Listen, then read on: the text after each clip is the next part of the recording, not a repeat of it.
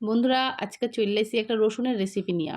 বুঝতে পারছো? রসুন রসুন রসুন এমন একটা জিনিস যে কত রকমের রোগের উপকার হয় বলা যাবে না। যাই হোক, একটু জল দিয়ে ভিজিয়ে নিলাম, কারণ রসুনগুলো শক্ত, খোসাগুলো ছাড়াতে একটু কষ্টই হবে। তো ভিজিয়ে নেওয়ার পর খোসাগুলো ছাড়িয়ে নিতে সুবিধা হয়েছে, ছাড়িয়েও নিয়েছি।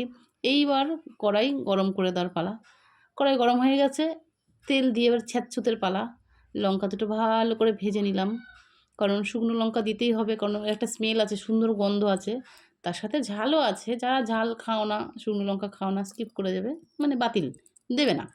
এইবার এখানে দিতে হবে কালো জিরে, বেশ মতো কালো জিরে দিতে হবে। তোমরা যতটা চাও ততটাই দেবে কালো জিরে।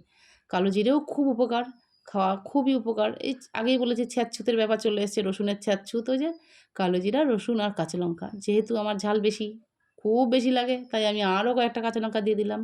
আমি ঝালটা একটু বেশিই খাই। এবার একটু ভালো করে ভেজে নিতে হবে। এবার একটু লাল লাল করে ভালো করে ভেজে নিলাম। এবার নামিয়ে নেব। ব্যাস, নামিয়ে নিয়ে এবার পেস্ট করার পালা। এবার কিসে পেস্ট করবে? শিলনোড়াতেও বাটতে পারো, ব্লেন্ডারেও বাটতে পারো। ব্লেন্ডারে কী হবে, পেস্ট করলে ওটা একটু জল লাগবে, তো একটু পাতলা পাতলা হবে, খেতে ভালো লাগবে না। আমি শিলনোড়ায় ভালো মতো বেটে নেব।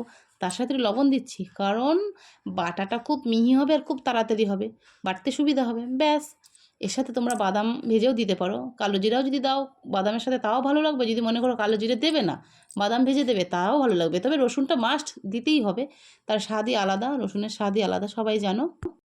ব্যাস, গরম ভাতের সাথে একদম জমে যাবে, বাটা হয়ে গেল। ব্যাস, খুব সহজেই এই রেসিপিটা বাড়িতে গরম ভাতের সাথে খেতে পারো। যদিও দেখতে কালা কালা, খাইতে কিন্তু লাগে ভালা। বন্ধুরা একবার খায়া দেখো, সেই টেস্ট।